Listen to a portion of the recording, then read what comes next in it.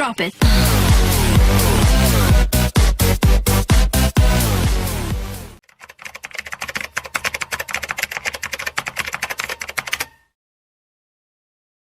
Terima kasih atas kesempatannya. Perkenalkan, nama saya Syarif Damarani dengan NIM 2019-210-722. Saya di sini akan menjelaskan strategi operasi. Strategi operasi ialah suatu strategi fungsional yang berpedoman pada strategi bisnis agar menghasilkan suatu pola konsisten dalam mengambil keputusan operasi. Di sini adanya tujuan operasi harus ditetapkan dalam bentuk kuantitatif agar dapat diukur seberapa besar pencapaian tujuan tersebut. Bisa dilanjutkan dengan rekan saya. Terima kasih. Terima kasih atas kesempatannya. Saya akan melanjutkan presentasi dari rekan saya. Sebelumnya, perkenalkan, nama saya Muhammad Iqbal Nasdiatullah, NIM 2020210189. Pandangan global tentang strategi operasi. Yang pertama, mengurangi biaya. Banyak perusahaan internasional mencari keunggulan dari kesempatan yang nyata untuk menurunkan biaya. Lokasi di tempat asing dengan upah lebih rendah dapat membantu menurunkan baik biaya langsung maupun biaya tidak langsung. Yang kedua, memperbaiki rantai pasokan. Rantai pasokan biasanya dapat diperbaiki dengan menempatkan fasilitas di negara di mana sumber daya tertentu itu berada. Sumber daya ini boleh jadi merupakan keahlian pekerja atau bahan baku. Yang ketiga, menghasilkan barang dan pelayanan yang lebih baik. Meskipun karakteristik barang dan jasa dapat objektif dan diukur, kita membutuhkan pemahaman yang lebih baik akan adanya diferensiasi budaya dan cara berbisnis di negara yang berbeda. Dengan berada di negara tempat dipasarkan barang, pemahaman lebih baik tentang budaya setempat akan diperoleh sehingga perusahaan dapat mengkhususkan barang dan jasanya untuk memenuhi kebutuhan sesuai dengan budaya yang unik di luar negeri. Yang keempat, memahami pasar. Karena operasi internasional membutuhkan interaksi dengan pelanggan asing, pemasok, dan pesaing bisnis lain, tidak terelakkan perusahaan internasional harus mempelajari peluang dengan baik. Saya sebelumnya kenalkan nama saya Janto dengan NIM 429. Di sini saya akan melanjutkan presentasi dari rekan saya. Macam-macam keputusan strategi yang dapat digunakan di lingkungan global.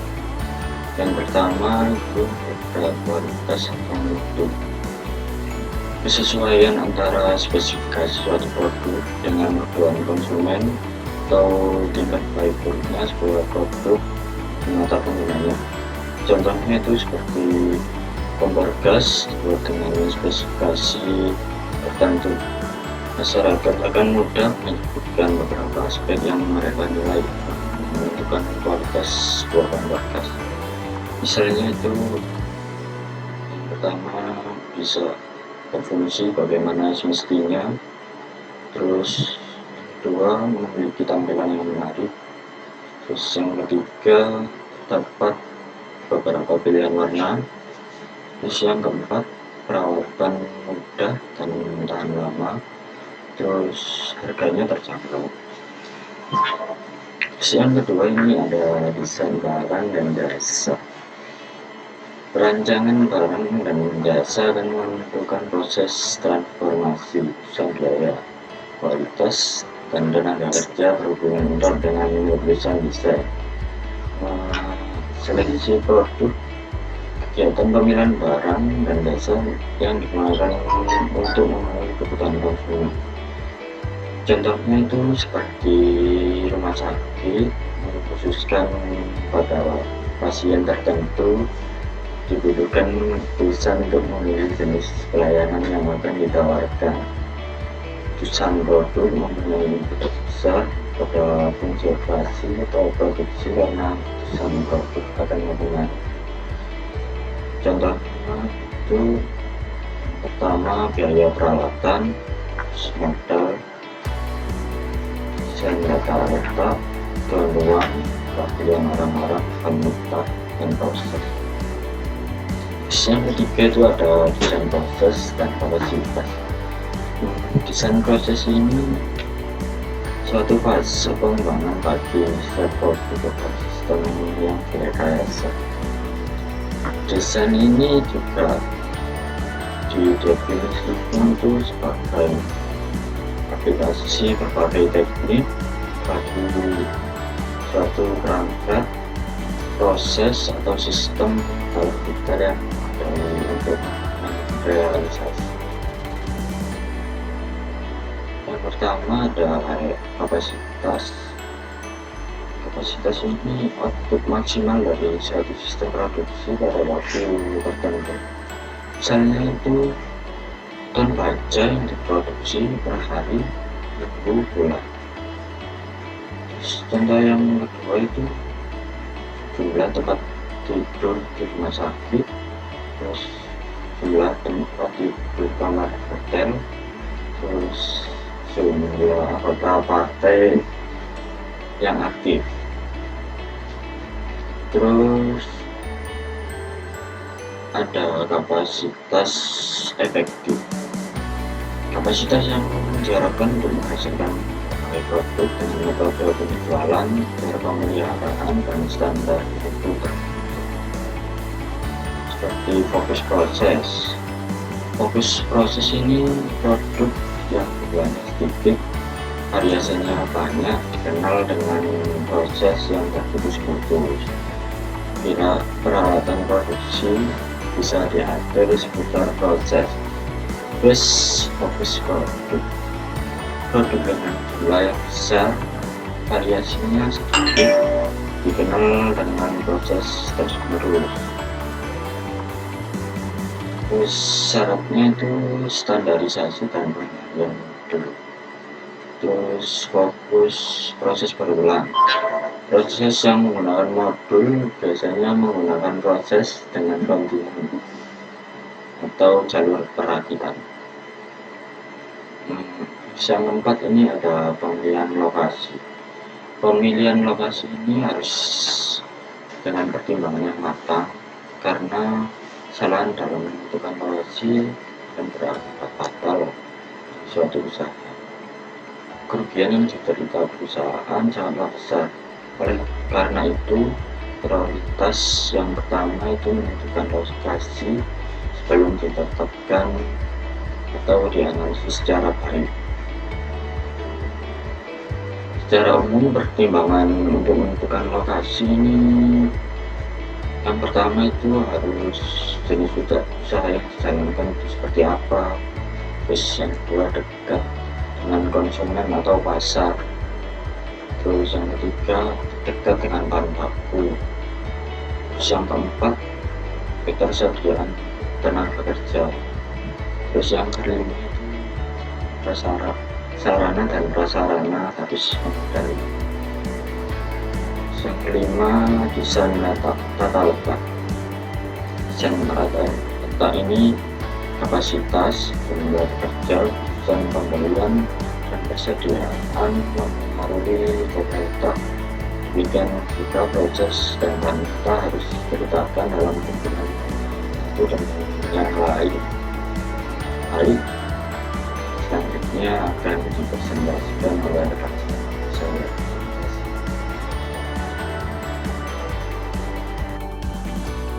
Terima kasih atas kesempatannya. Di sini saya akan melanjutkan presentasi dari rekan saya, mengembangkan misi dan strategi. Keberhasilan ekonomi dan kemampuan bertahan hidup merupakan hasil pengenalan misi untuk memuaskan kebutuhan dan keinginan pelanggan. Misi organisasi sebagaimana tujuannya adalah apa yang akan disumbangkan kepada masyarakat. Misi menyatakan alasan adanya suatu organisasi. Mengembangkan strategi yang bagus adalah hal yang sulit, tetapi akan lebih mudah apabila misi telah didefinisikan dengan baik. Contohnya, menghasilkan produk-produk yang sejalan dengan misi perusahaan sebagai produsen kelas dunia yang berbiaya rendah. Sedangkan strategi ini adalah rencana suatu organisasi yang untuk mencapai misinya. Setiap wilayah fungsional mempunyai strategi untuk mencapai misinya dan membantu organisasi mencapai misi keseluruhannya. Strategi ini memanfaatkan peluang dan kekuatan, menetralkan ancaman, serta menghindari kelemahan. Perusahaan mencapai misi mereka dengan 3 cara. Yang pertama, diferensiasi. Yang kedua, leadership biaya. Yang terakhir, respon yang cepat. Selanjutnya akan dilanjutkan oleh rekan saya. Terima kasih. Terima kasih atas kesempatannya. Di sini saya akan melanjutkan presentasi dari rekan saya. Di sini saya akan menjelaskan tentang dampak positif dan negatif strategi operasi dan juga isu dalam manajemen operasi. Dampak positif itu yang pertama, dapat bersaing dengan perusahaan di lingkungan global. Yang kedua, dapat mencapai profit yang diinginkan. Yang ketiga, dapat menghasilkan produk yang lebih baru dan juga inovasi. Yang keempat, dapat memaksimalkan ilmu seperti teknologi. Yang kelima, dapat menjadikan perusahaan lebih unggul dari segi pelayanan maupun dari segi produksi. Dampak negatif itu yang pertama, sumber daya manusia produktif dan mengakibatkan hambatan dalam strategi operasi. Yang kedua, banyaknya pesaing-pesaing yang menghasilkan produk baru. Yang ketiga, banyaknya pesaing menggunakan berbagai macam media. Yang keempat, banyaknya pesaing menggunakan segi pelayanan dan melibatkan teknologi. Selanjutnya di sini saya akan menjelaskan tentang isu dan manajemen operasi. Itu yang pertama, menerapkan tujuan tahunan. Yang kedua, pembuatan kebijakan. Yang ketiga, alokasi sumber daya. Yang keempat, perubahan struktur organisasi yang ada. Yang kelima, rekruturisasi dan rekayasa ulang. Yang keenam, perbaikan program penghargaan dan insentif. Yang ketujuh, minimalisasi penolakan terhadap perubahan. Yang kedelapan, pengenalan manajer terhadap strategi. Yang kesembilan, pengubahan budaya yang mendukung strategi. Yang ke-10, adaptasi proses produksi ataupun operasi.